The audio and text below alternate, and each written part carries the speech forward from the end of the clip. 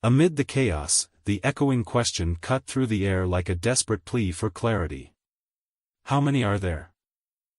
The numbers echoed relentlessly, a seemingly endless sequence of digits that resonated with the weight of the unfolding catastrophe.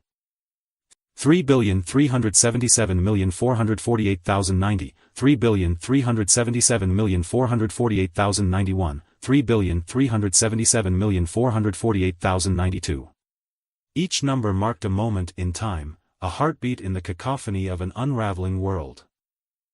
Amidst the turmoil, a lone figure emerged, clad in blue armor that glinted ominously in the dim light. The boy moved with a practiced grace, his sword slashing through the monstrous entities that had overrun the once serene landscape. 3,377,448,893, 3,377,448,894, 3,377,448,895. 3,377,448,896. The boy paused for a moment, surveying the aftermath with a gaze that betrayed a weariness beyond his years. "My sword has been smeared with blood," he murmured, his voice barely audible over the lingering echoes of battle.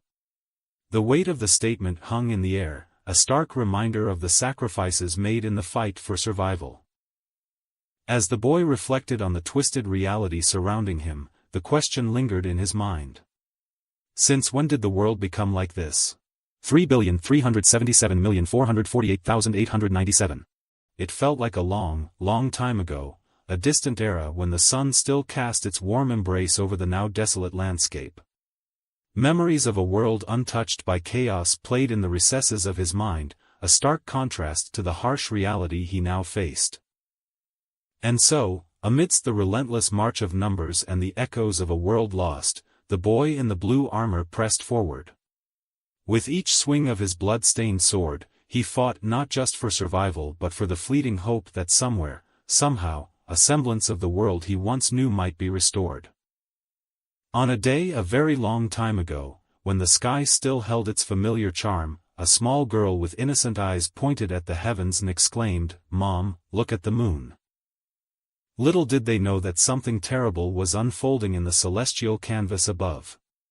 The moon, once a serene beacon in the night sky, changed like a gaping hole with a terrible aura. It was as if the very fabric of the cosmos was unraveling, and an ominous gateway had been opened. As a collective gasp spread through the onlookers, their eyes fixed on the unfolding celestial anomaly. The moon's transformation seemed to herald an unprecedented event. "What is this?" "A lunar eclipse," someone shouted, their voice tinged with both awe and trepidation. Amid the gathering crowd, a man dressed in crimson attire chuckled, "The telescope I just bought comes in handy." As he peered through the lens, his amusement gave way to a sudden shift in demeanor. He uttered, his expression darkening. Through the telescope, he witnessed a nightmarish scene unfolding on the lunar surface. Horrible monsters, grotesque and otherworldly, surged around, hungrily seeking an opportunity to unleash chaos. Countless strange beasts and monsters were entrenched on the moon, poised to launch an assault on an unsuspecting Earth. The fabric between worlds was fraying, and the imminent danger was clear. In this perilous realm of strange beasts, there existed a key that could close the ominous gate. However, time was of the essence. If humanity failed to uncover this key in time, the strange beasts would breach the barrier between dimensions, flooding into the human world like a cataclysmic tide, bringing unparalleled disaster to mankind. Now, with the fate of humanity hanging in the balance, the race against time began as individuals grappled with the unfolding mystery, striving to avert the impending catastrophe that loomed on the horizon. Therefore, a selected group of extraordinary humans, known as the Awakened, emerged to face the looming threat. Their mission was clear: find the key before the monstrous hordes spilt into the world. As the Awakened engaged in fierce battles with the otherworldly creatures, a voice pierced through the chaos. "We'll clear the way. You quickly go ahead and find the key," shouted one of the Awakened to a teammate. With a nod of determination, one of them veered off towards another direction, driven by the urgency of their quest. "It should be safe here, right?" the lone adventurer mumbled to himself as he cautiously advanced. His gaze fell upon the mysterious key, hidden in the heart of the danger. Gathering courage, he reached out and seized it, holding it in his hands. As he clutched the key, a murmur escaped his lips. Is this the key to closing the gate? The moment the key was in his possession, a miraculous transformation unfolded. The moon, once distorted and ominous, gradually restored itself to its original form, as if the touch of the key had mended the fabric of the celestial realm. But the revelations did not end there. The awakened, in their quest to understand the enigmatic artifact, stumbled upon a curious discovery. What if they rotated the key in reverse? In an unexpected twist, the first group of awakened realized that the key possessed a dual nature. It could both open and close the gate. In this newfound controlled state, the demons within the gate transformed from a looming disaster into valuable resources. The once feared creatures became materials of immense potential. And so, the era of the awakened ones arrived. Seizing the opportunity presented by the transformed demons, the awakened ones embarked on a new venture. The key, once a symbol of danger, became a tool for profit and progress. The awakened ones harnessed the otherworldly materials, ushering in an age of unprecedented possibilities and prosperity. Thus, a once cursed artifact became the cornerstone of a new era, as the awakened ones embraced the duality of the key, turning a threat into a lucrative business that shaped the destiny of both humanity and the strange beings lurking beyond the gate. 5 years later, in a world transformed by the awakened ones and the newfound power of the key, I found myself navigating life as an ordinary person. In the eyes of those who had harnessed the extraordinary abilities bestowed by the key, individuals like me were seen as insignificant, mere bystanders in a world shaped by the awakened. As I went about my mundane existence, unaware of the seismic shifts occurring around me, a sudden twist of fate threw me into the midst of the extraordinary. When faced with an impending threat that promised my demise, a cry pierced through the chaos, "Jinyu?" A rescuer appeared, an awakened one who, in a moment of serendipity, bestowed upon me the powers I had always desired. The surge of newfound abilities altered the course of my destiny, and for a brief moment, I reveled in the extraordinary strength that now coursed through my veins. However, the elation was short-lived, as the reality of my newfound power soon unfolded in ways I had never anticipated. As I grappled with the consequences of my transformation, I realized that the power bestowed upon me came with a heavy price. It was not the gift I had imagined, but a burden that would haunt me for the rest of my life. Let me start from the beginning, where the ordinary met the extraordinary, and the fine line between desire and regret blurred in the wake of a world forever changed by the actions of the awakened ones and the mysterious key. The scene shifted to the advanced dungeon, Hill of No Return, where a young boy fervently slashed his way through a horde of monsters. The air echoed with the sounds of battle, and amidst the chaos, a boy carrying heavy bags observed the skilled fighter in action. "Wow!" he exclaimed, impressed by the prowess of the boy amid the relentless monster onslaught. However, a stern voice interrupted his admiration. "Stop daydreaming. It's our turn to get to work." He, chuckled the boy, snapping back to reality. "All members of the logistics team, get moving. We don't have much time."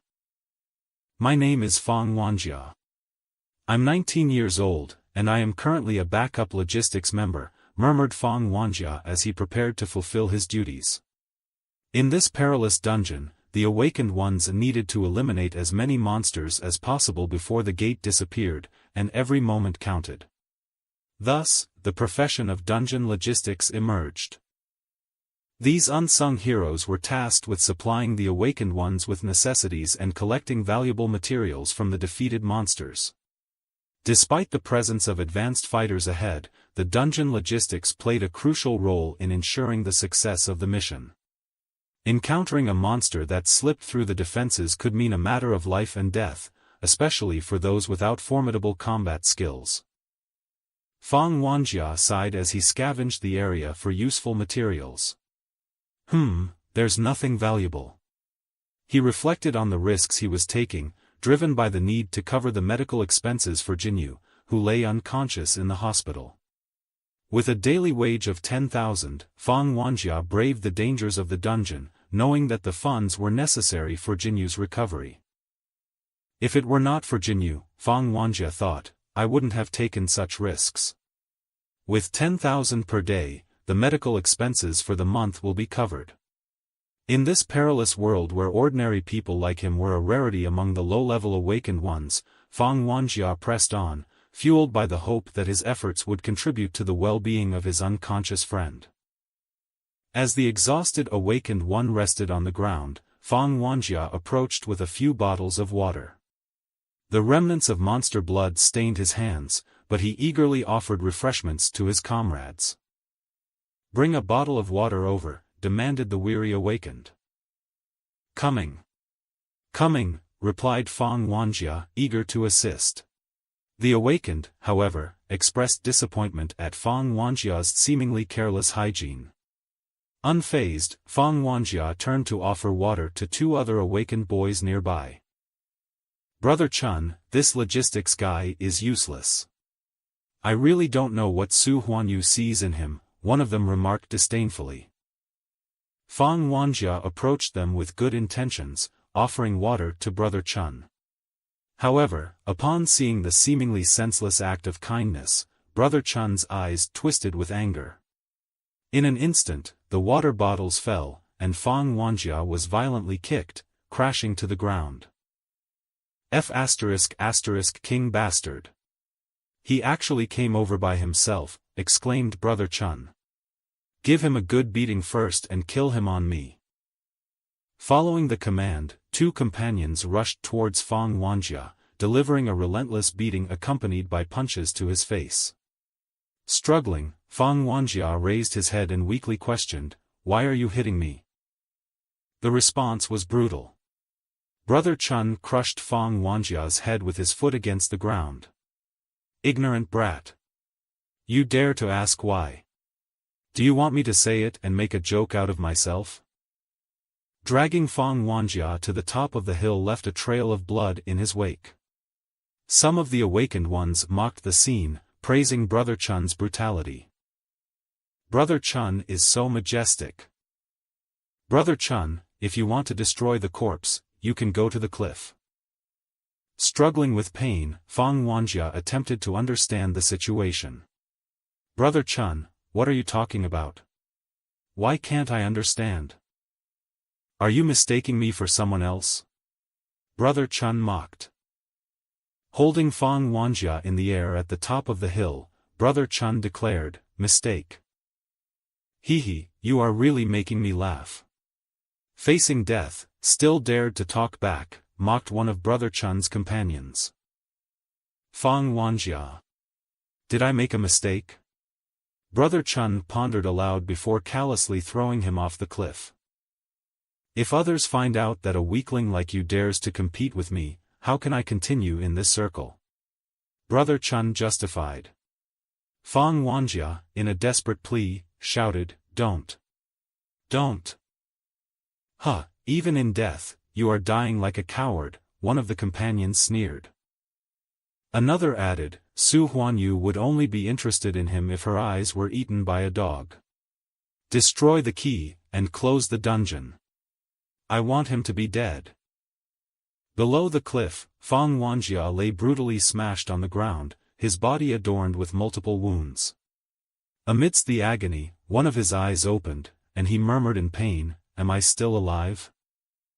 As he grappled with the disorienting reality, a colossal monster emerged before him. My body's not obeying me. Fang Wanjie exclaimed as the monster's hand again crushed him into the unforgiving ground. In the desperate moments before the monster could devour him, another creature appeared, colliding with the first. Fang Wanjie, caught between hope and despair, frowned. Am I saved? He wondered, finding the strength to flee with all his might. However, the entry of another monster proved to be no stroke of luck. The scent of Fang Wanjie's blood had attracted a horde of monsters, and the injured adventurer struggled to elude their pursuit. "Damn it! I'm still injured," he cursed, his movements hindered by his wounds. Amidst the relentless chase, a monstrous entity resembling a flying eye hovered above Fang Wanjie. Seizing a stone, he threw it at the creature, desperately shouting, "Get away from me!" The stone, however, veered off course, striking another monster in its eye, and eliciting agonized screams. Fang Wanjie's horror deepened. "Is this the legendary tentacle mutation?" he gasped as he observed the mutated monster with a single eye, tarantula spider-like wings, and octopus-like extra appendages approaching. Realizing the dire situation, Fang Wanjie muttered, "It's over." The monstrous octopus-like appendage struck him, brutally smashing him against a rock. "I really can't go back," he whispered, blood streaming from his mouth, his chest shattered, and bones exposed. "I'm sorry, Jinyu," Fang Wanjie uttered his final regret as he fell to the ground, a locket of Jinyu slipping underground. Surrounded by a horde of monsters, Fang Wanjie's journey came to a tragic end in the perilous realm of the awakened ones and the monstrous creatures unleashed upon the world. "I promise that when I earn enough money, I will take you to the best hospital and consult the best doctor," Fang Wanjie whispered to the unconscious Jinyu, his voice choked with emotion. "Looks like this time, I won't be able to keep my promise." Tears streamed down his face as he lamented the inability to fulfill his commitment. Amid his despair, a sudden flash illuminated the sky, and a colossal golden light struck the ground, obliterating the monsters in an instant. The scene was both terrifying and mesmerizing. Fang Wanjie's eyes opened to the spectacle, and within the golden light, a fairy-like angel with white wings descended from the sky. Approaching him, the angel posed a series of questions, initiating a talent exchange. "Do you want to gift the divine angel talent?" "Yes." "Do you know that you will lose the talent?" "Yes." "Do you want to inform that person?" "No." The talent exchange process began, and the fairy moved her hand over Fang Wanjie's head, transferring her divine abilities to him. As the talent was transmitted, a flame ignited above his head, and his eyes twitched. The once injured Fang Wanjie now stood healed, a radiant aura surpassing around him. His eyes trembled as white wings sprouted from his back. Flames surged around his hand, conjuring a golden sword. A profound surge of power enveloped him, and he heard the angel's voice, "Take my talent and live well." Fang Wanjie soared into the sky with newfound strength, golden feathers fluttering around him. Holding a sword, he slashed twice, the strikes tearing through the monsters on the ground. Approaching another creature, the system prompted a warning, "Awakened one, please adapt to the talent as soon as possible." Charging with full energy, Fang Wanjie cleaved through the monster, tearing it into two pieces. "Tentacle mutation, get out of here," he shouted, empowered by his newfound abilities. The monstrous adversary responded defiantly, and Fang Wanjie declared, "Bastard! I am coming." Emboldened by the divine gift, he prepared to face the remaining challenges with an unstoppable force. The collision of powers between Fang Wanjie and the tentacle mutation sent shockwaves through the battleground. System prompts warned of the approaching lower limit of talent use, and tensions escalated.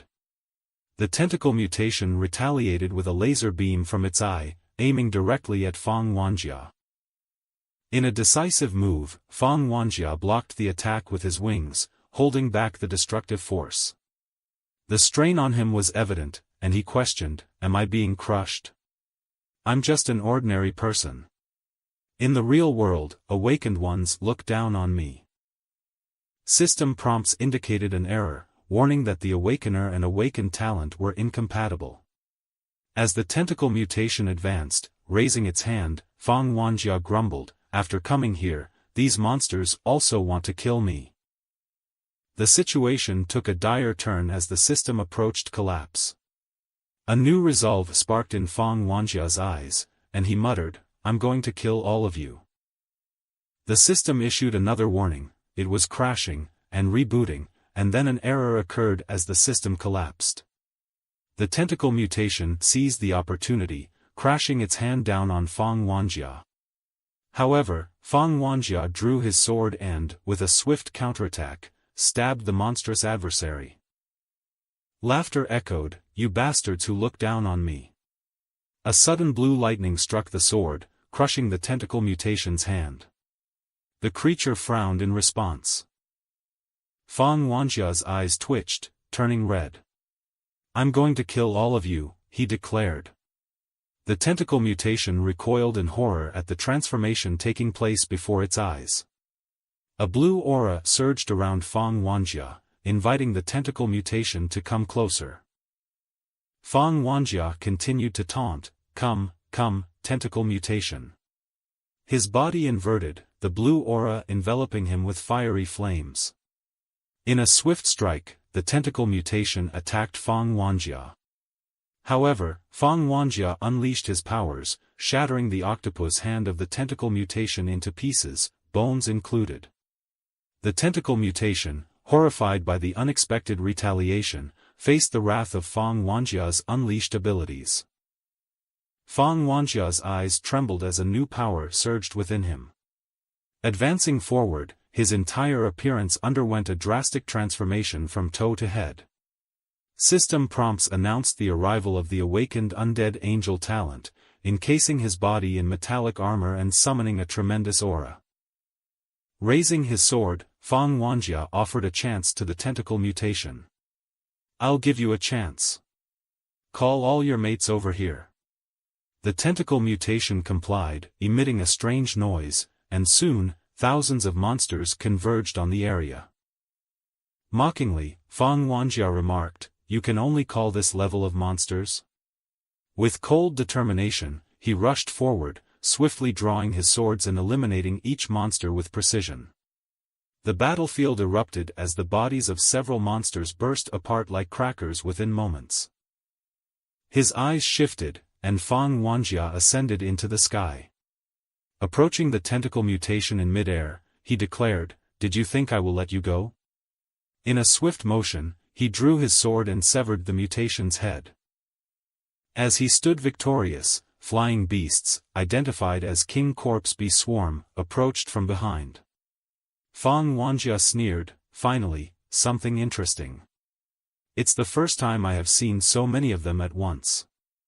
But, no matter what kind of monsters you are, starting from today, those who intend to harm me must die." Observing the crystals left behind by the defeated monsters, Fang Wanjie raised his hand to collect them. However, an unexpected obstacle arose.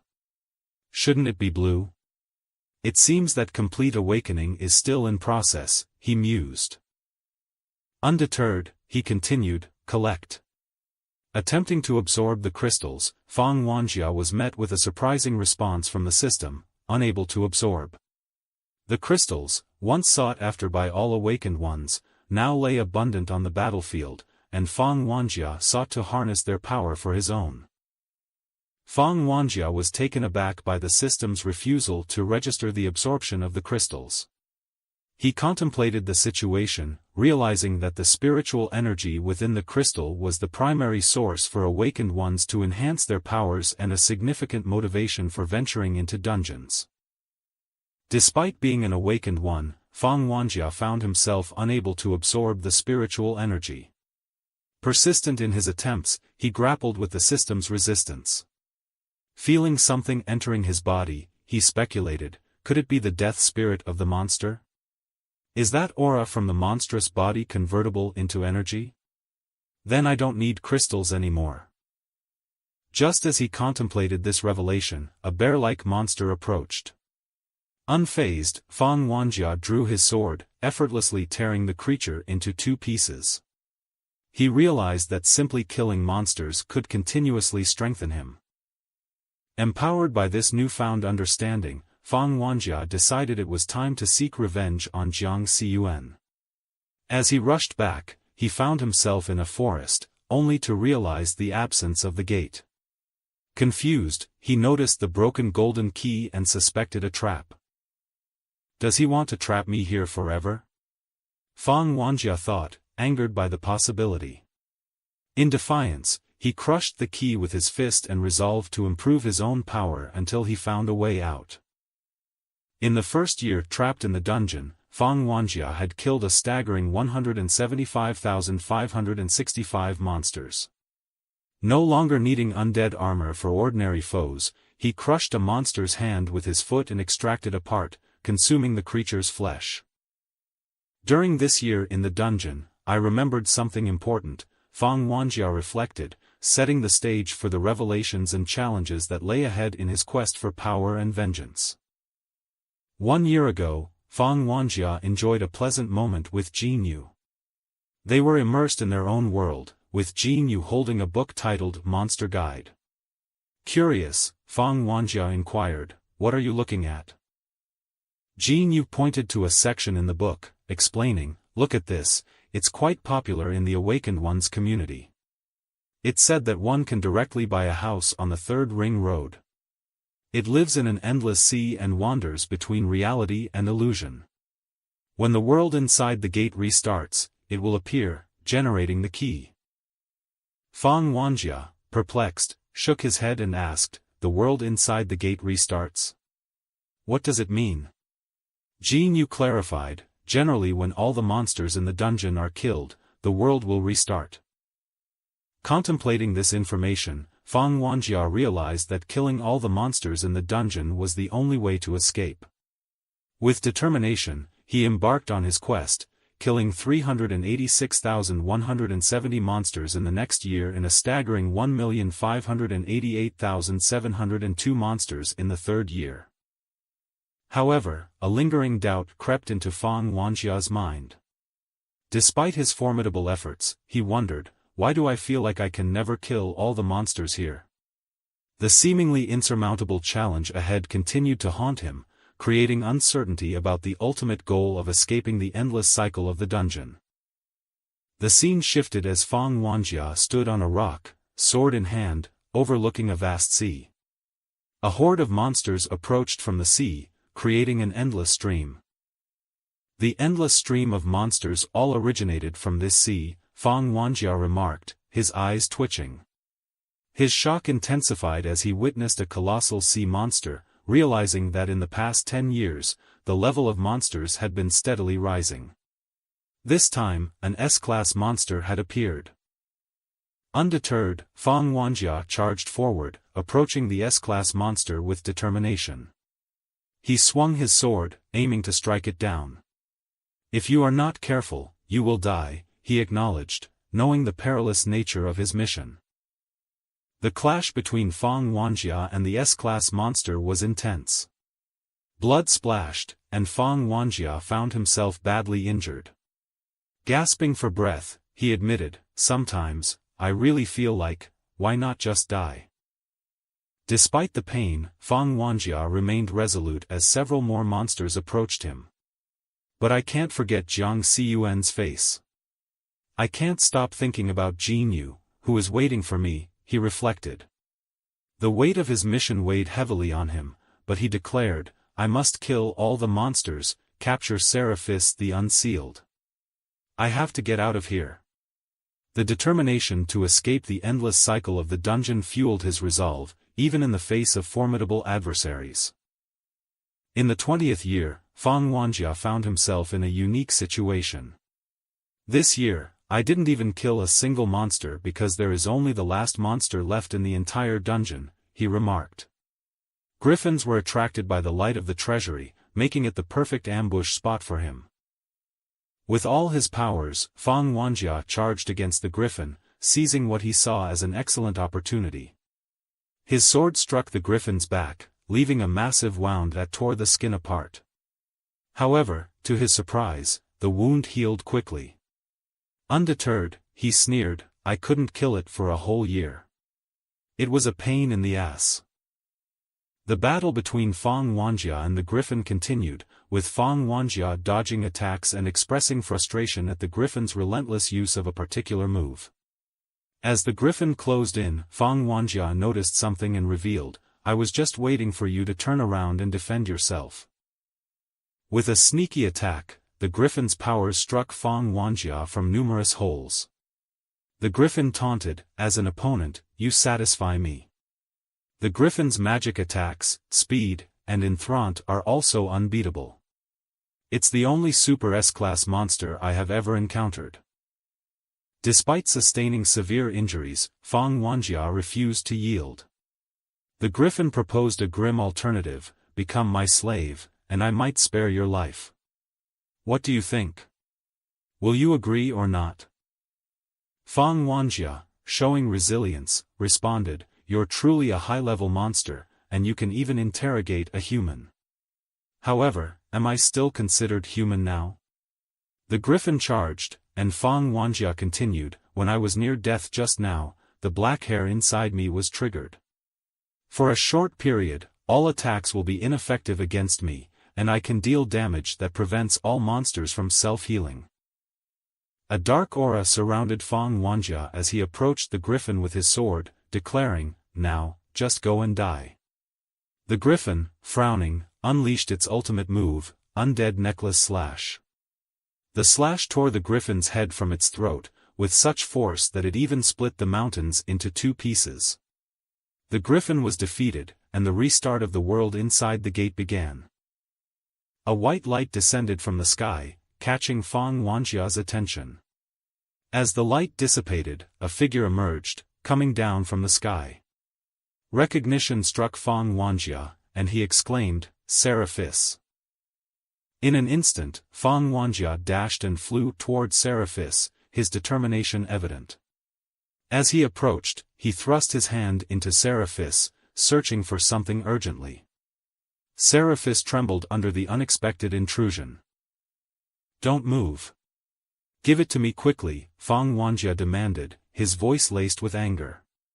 His impatience grew, and he shouted, "Hurry up, give it to me. Give me the key." Seraphis, with a perplexed expression, underwent a sudden transformation. His shape shifted, forming an angelic body, and he sat in front of Fang Wanjie. In the center of Seraphis's body, the key was revealed. Fang Wanjie seized the key triumphantly, exclaiming, "Ha, finally got it." The culmination of years of battles and challenges had led to this moment, as Fang Wanjie finally held the key that could potentially lead to his escape from the endless dungeon. Fang Wanjie found himself suddenly transported to an unfamiliar mountainous terrain. Gradually, he regained his bearings and questioned, "Have I returned to the real world?" Puzzled by the absence of any signs of life around him, he continued forward, wondering if he was still within the confines of a dungeon. His contemplation was abruptly interrupted when a formidable bull-like monster ambushed him from behind, colliding forcefully and pushing him away. Fang Wanjie, visibly irritated, muttered, "Didn't I eliminate all the monsters in the dungeon?" Fueled by frustration, he delivered a powerful punch to the creature, swiftly incapacitating it. With a disdainful smirk, he remarked, "Just a wild boar." Reflecting on his diminished strength, he pondered, "Is knocking out a wild boar the extent of my current abilities?" Realization struck as he considered, "I must have depleted the death aura I amassed while resisting the collapse of the dungeon." Proceeding forward with a tinge of disappointment, he mumbled, "Now, I find myself no more than an ordinary low-ranked awakened one." After covering some distance on foot, we stumbled upon a rustic hut. Could this be a cabin used by hunters? "Let's check if there's anything to eat," Fang Wanjie suggested. Upon opening the door, he cautiously inquired, "Excuse me, is anyone home?" The eerie silence prompted him to enter. Inside, a grim scene unfolded. Scattered human skeletons and fine bottles lay before him. Picking up some surprisingly stylish clothing, he remarked, "I never expected hunters' food to come with such fashionable attire." In the proximity of the clothes, a map caught his attention. Despite the passing of 2 decades, the map seemed remarkably intact and still useful. Leaving the unsettling hut behind, Fang Wanjie walked out, contemplating the passage of time. In the city, Suni scrutinized the map and determined to locate the nearby hospital.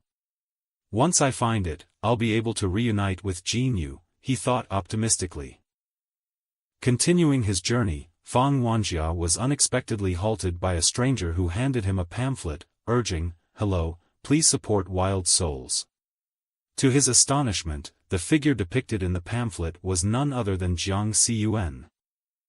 The building facing him proudly displayed Jiang Cun's image on a screen, proclaiming, "The time to stir the populace has arrived. It's the captain of the Wild Souls Guild, Jiang Cun." The announcement continued with impressive details about Jiang Cun's prowess, highlighting his ability to single-handedly defeat an S-rank monster at the age of 38. It also emphasized his leadership, securing 50 keys over the last decade, and his generous contribution of 10 keys back to society. Fang Wanjie, fueled by a mix of surprise and anger, muttered, "With such a socially responsible guild, what are you waiting for?" Dismissing the pamphlet with a vehement toss into the dustbin, he forged ahead. If you were to nitpick, the only downside about the Wild Souls Guild is that they immediately accept high-ranked awakened ones, he commented, his determination undeterred. As the scene shifted to the hospital, Fang Wanjie entered and couldn't help but exclaim, "The hospital hasn't changed much from before." Stepping a few paces, he witnessed a heart-wrenching encounter between a desperate nun and a dismissive priest. The nun pleaded, "Father, please save my son. I've been working at the hospital without pay for so long." The priest callously responded, "Your paltry salary isn't enough to pay for your son's medical fees. You need at least a B-grade monster core for the surgery." Brushing her aside, he added, "I'm busy. Get out of the way." In the midst of this, the nun collided with Fang Wanjie. Concerned, he asked, "Are you okay?" The nun apologized, and as she turned back, she suddenly recognized him. "Wanjie? Aren't you Wanjie?" she exclaimed. Fang Wanjie, too, recognized her as Ms. Zhang, the care aide for Jinyu. The nun, now identified as Ms. Zhang, welled up in tears. "Why did you come now, after so long? She couldn't wait for you to come back," she lamented. The weight of her words hit Fang Wanjie, leaving him momentarily lost in the overwhelming emotions of the moment. The scene shifted to the graveyard.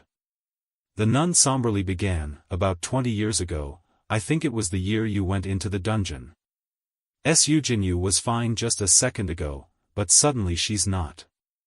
2 mid-ranked priests took turns blessing her but were unable to save her. I bought this grave for her." Fang Wanjie, overcome with grief upon hearing of Jinyu's demise, could only manage a choked, "Thank you, Ms. Zhang." He extended a crystal towards her and softly said, "Please take this as compensation for Jinyu's burial fees."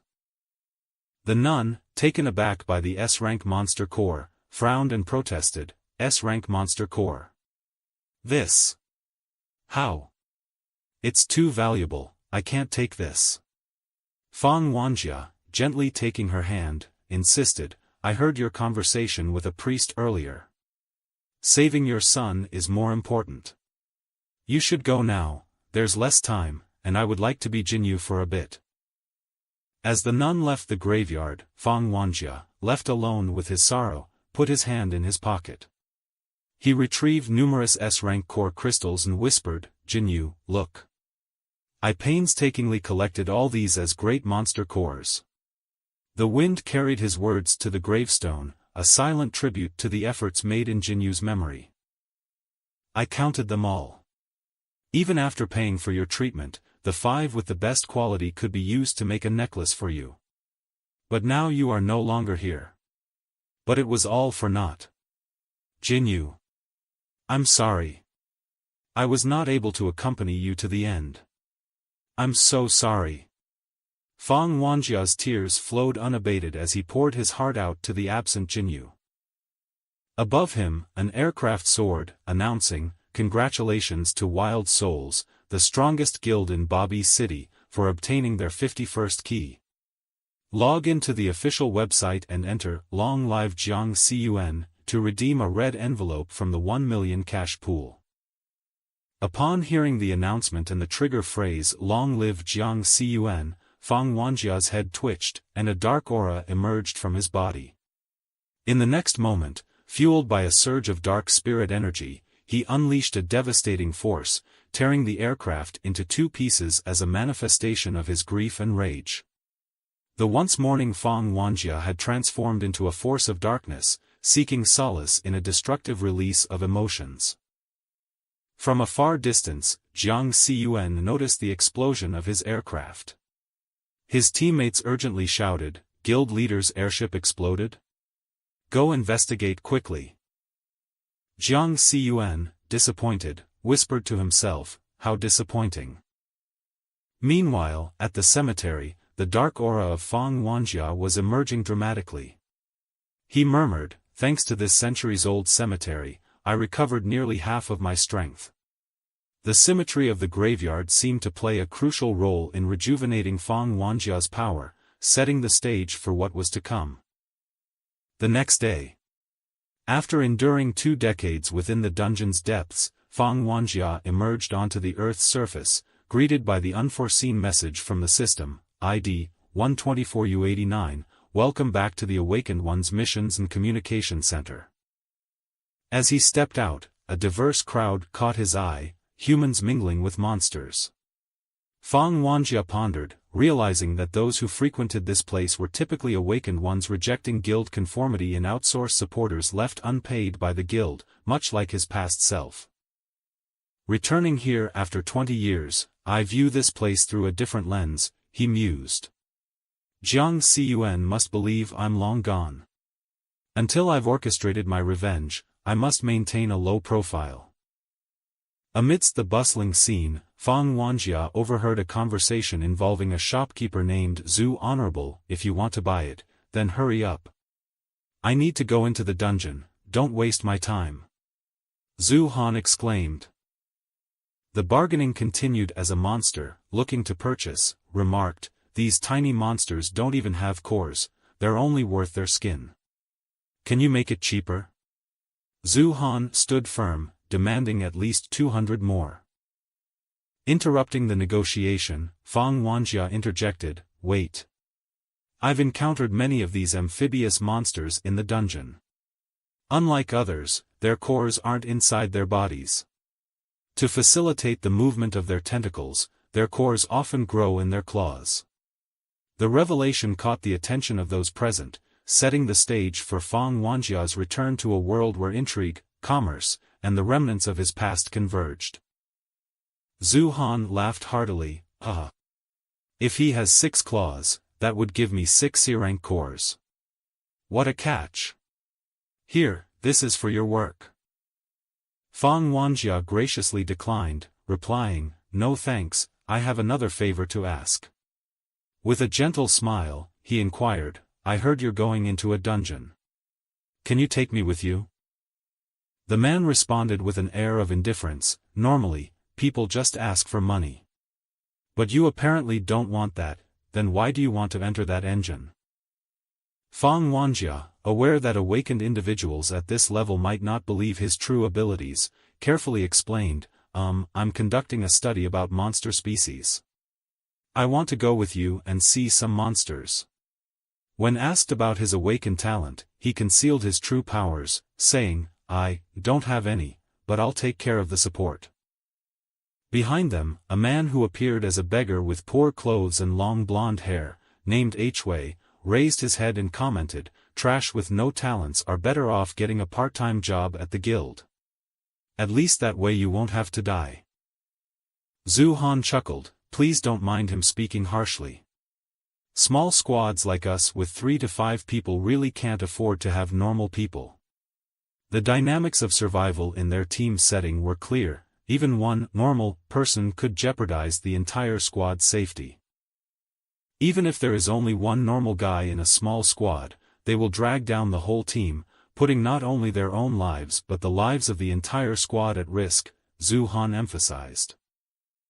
As the conversation unfolded, Fang Wanjie's attention was drawn to a wound on Hui's right hand. Inquiring about it, he asked, "What happened to your arm?" Zhu Han chuckled, he participated in the interest test for the guild Quangbao Jihuan but got injured. He overestimated his own abilities. Hui retorted, "Shut up, won't you?" Despite his dismissive words, his wounded arm bore evidence of a more complex tale. Examining the wound closely, Fang Wanjie noted, "It's not an ordinary wound. There's also poison from a Chongyao stuck on it. This kind of strong poison would cost at least half of a birang core if you want to get it treated by a pastor." Hui, dismissive of the possibility of healing, scoffed, as if we can heal it ourselves." Fang Wanjie, with a knowing smile, was well aware of everything he had learned in the past 20 years. Turning around, Fang Wanjie addressed Zhu Han, "Sir, please give me a piece of that monster's claw." Handing it to Hui, he instructed, "Chew on it, then swallow." Letting him eat the claw was only a buff to conceal me using spirit energy to break down the proteins of the poison. Hui, initially skeptical, jumped with joy as the wounds inflicted by the poison healed rapidly. Fang Wanjie's concealed powers became an asset, setting the stage for an intriguing journey ahead in the world of awakened individuals and monsters. Zhu Han, with a hearty laugh, exclaimed, "Who doesn't want a scholar like you? Welcome to the squad. Just to be safe, let's find another guy with a talent before we enter the dungeon." As they were about to search for another member, a man observed them and recognized the jacket Fang Wanjie was wearing. "It's him. The jacket he's wearing." The man swiftly dialed a number saved as Big Boss on his phone. On the other end, the Big Boss inquired, "What? You found my son?"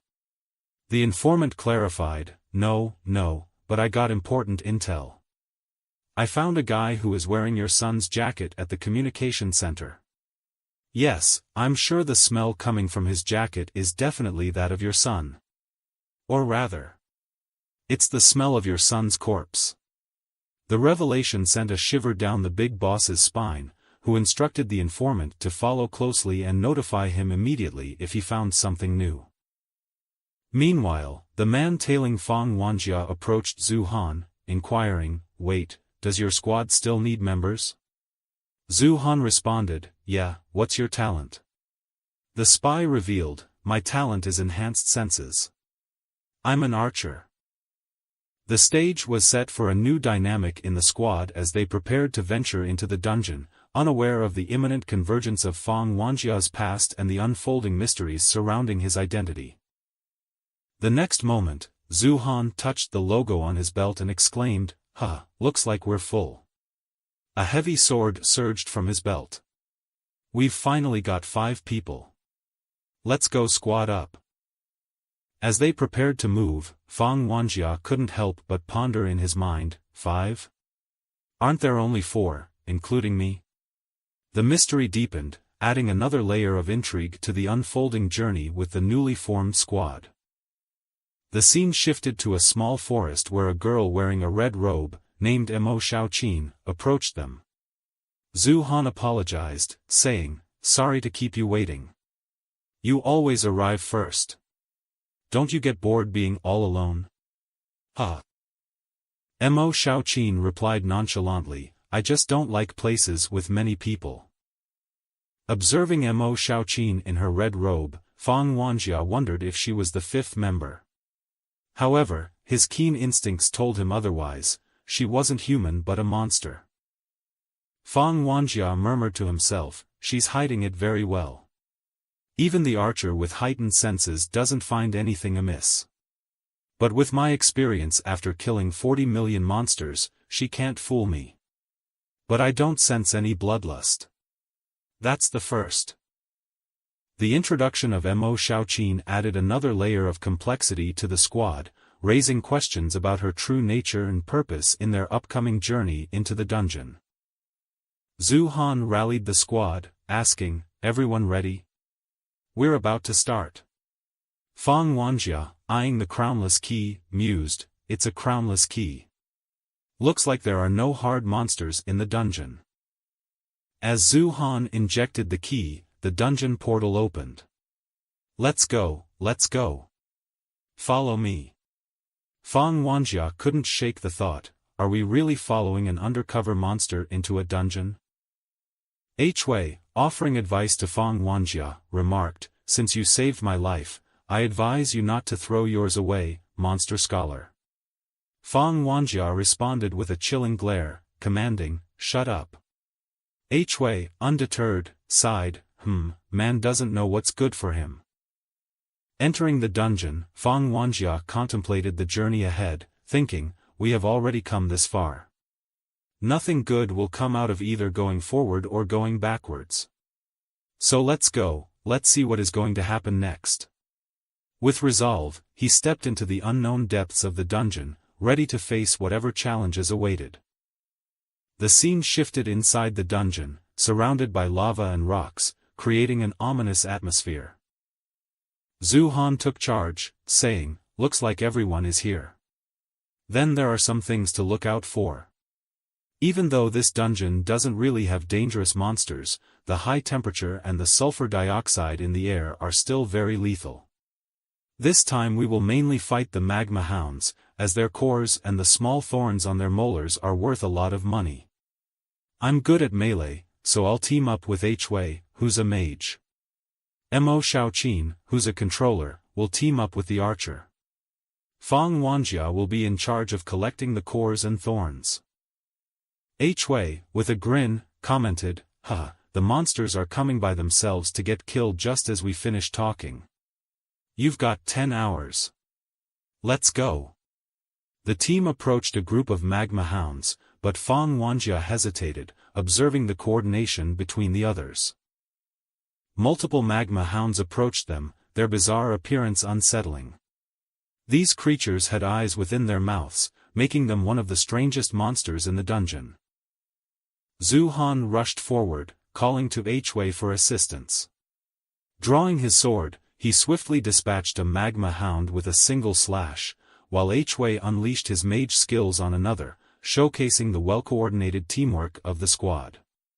As the battle unfolded, Fang Wanjie remained observant, evaluating the dynamics of their approach to the dungeon's challenges. Icicle Rain. Hui unleashed his skills, freezing the meteor-like showers in the eyes of the magma hounds, turning their eyes into lethal weapons that took down additional monsters. Hui sneered at Fang Wanjie, saying, gotta start collecting, monster scholar. Undeterred, Fang Wanjie moved forward, extracting a small material from the deceased magma hound. As he collected materials, his awakened senses kicked in, detecting something unusual. Ignoring the feeling, he continued absorbing the spiritual energy from the dead bodies. Meanwhile, Mo Shaoqin and the archer progressed on their path. The archer, however, was conflicted, thinking, I came to keep an eye on that guy. Why am I stuck with this girl now? Suddenly, they found themselves surrounded by magma hounds. The archer panicked, realizing, this is bad. As soon as I was distracted, we got surrounded. Mo Shaoqin reassured him, instructing, don't panic. Wait for my signal. She used her skill, emitting waves through her horns, rendering the magma hounds unconscious. Mo Shaoqin signaled the archer to act, saying, 11 on the right, 6 on the left. The archer calculated angles swiftly, first, 91 degrees to the right, then 15 degrees left, then 9 degrees, and then 42 degrees. Turn around. Shoot a curve like y plus sin, pi asterisk x, in the first and fourth quadrants. With precision, he released the arrow, shattering surfaces and taking down each magma hound in a single sweep. With the threat neutralized, Hui and Zhu Han continued their onslaught, counting their kills. Hui boasted, I got 17, you? Zhu Han, reveling in the thrill, replied, I got 20, 21. This feels so good. The squad forged ahead, their teamwork and individual skills proving invaluable in the challenging environment of the dungeon. Fang Wanjie found himself growing bored as he observed all 4 squad members skillfully dispatching the D-rank monsters around them. Frustrated, he couldn't help but think, don't just waste all your efforts with this D-rank small fry. At this rate, I should be happy if I regain 1% of my power after 10 hours. Amidst the action, Hui, sensing Fang Wanjie's disinterest, taunted, you're probably scared because you got sprayed on by blood. However, Fang Wanjie remained focused on collecting the spiritual energy, determined to make the most of the situation despite the perceived insignificance of the current foes. The dynamics within the squad hinted at an undercurrent of tension and rivalry, adding an intriguing layer to their cooperative efforts in the dungeon.